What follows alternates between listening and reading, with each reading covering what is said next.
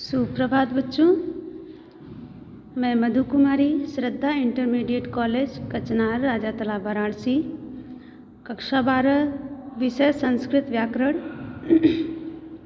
आपको पढ़ाने वाली हूँ, जिसका शीर्षक है प्रत्यय।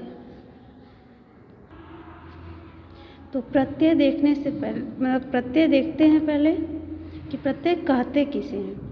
ठीक है, तो प्रत्यय जो वर्ण या समूह किसी धातु या शब्द के अंत में जुड़कर नए अर्थ की प्रतीति कराते हैं तथा शब्द की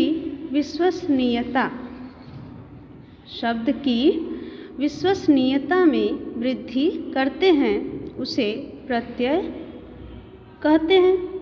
अर्थात शब्द की विश्वसनीयता मतलब उसे किस प्रकार से बोला जाए या व्याकरण की दृष्टि से वह सही है या नहीं, इसकी संकल्पना करने के लिए वह प्रत्यय लगाया जाता है। तो प्रत्यय दो प्रकार के हैं, पहला कृदंत प्रत्यय और दूसरा तद्धित प्रत्यय। ठीक है, प्रत्यय के बारे में जानने के बाद अब हम लोग चलेंगे प्रत्यय के प्रकार को अच्छे से जानने के लिए।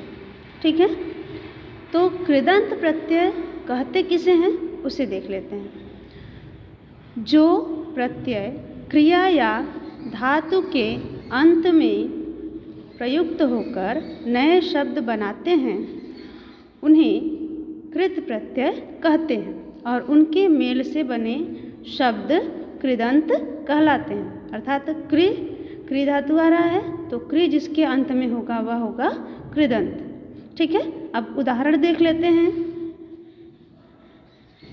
जैसे दा धातु है, ऊपर हमने कृत में देखा है क्रिया या धातु के अंत में, तो ये जो दा है वह क्या है, धातु है। दा धातु है और उसमें ल्युट प्रत्यय लगाते हैं तो बनता है दानम।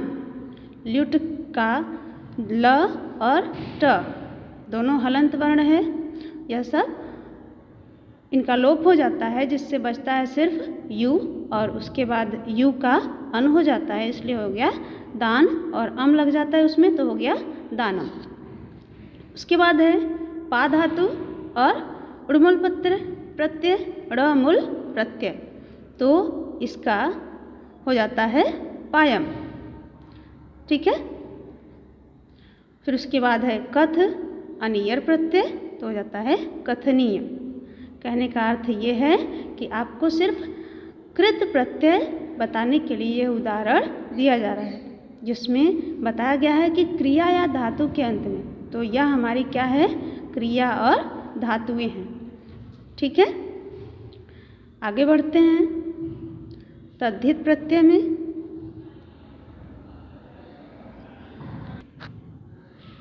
ठीक है, आगे देखते हैं तद्धित प्रत्यय किसे कहते हैं। तो देखिए तद्धित प्रत्यय जो है वह क्या है कि पहले संज्ञा और विशेषण के अंत में लगने वाले प्रत्यय तद्धित प्रत्यय कहलाते हैं तथा उनसे जो बने हुए शब्द हैं उनको क्या कहते हैं, तद्धितांत। मतलब तद्धित जिसके अंत में होगा वह क्या होगा, तद्धितांत कहलाएगा।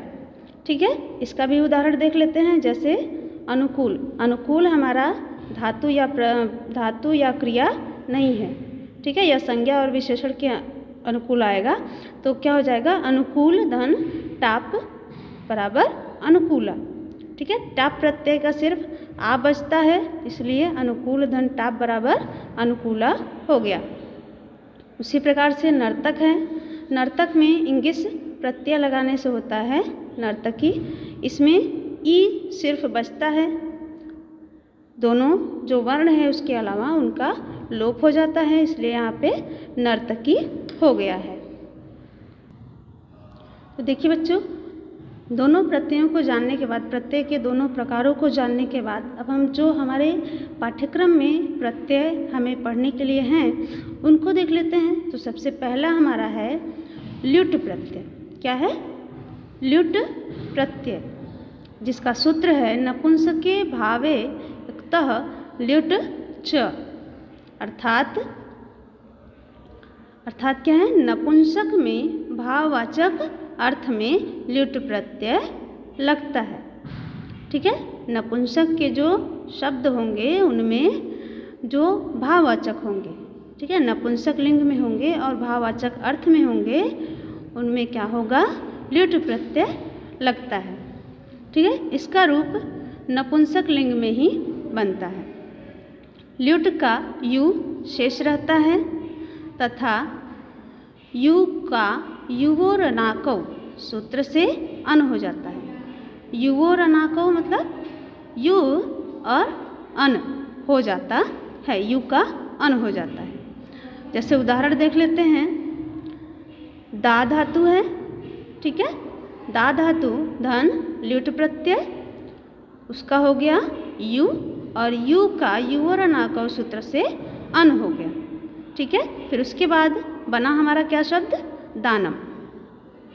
दूसरा उदाहरण है ज्ञा धन ल्युट्, ल्युट् का यु शेष रहता है, बाकी दोनों वर्णों का लोप हो जाता है, और उसके बाद यु का युवोरनाकौ सूत्र से अन हो गया, जिसके बाद हमारा शब्द क्या बना, ज्ञानम। उसके बाद अधि है, अधि धन ल्युट् है, ल्युट् का यु शेष रहता है, उसके बाद उसका युवोरनाकौ सूत्र से अन हो जाता है और हो गया अध्ययन।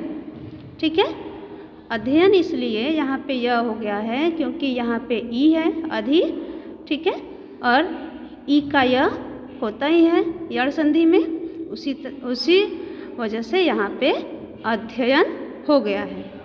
ठीक है, तो आज के लिए बस इतना ही। अगले क्लास में आगे के प्रत्ययों को पढ़ाया जाएगा। इसमें आपको जो न समझ में आया हो उसको आप स्कूल में आके या मैसेज के दौरान पूछ सकते हैं।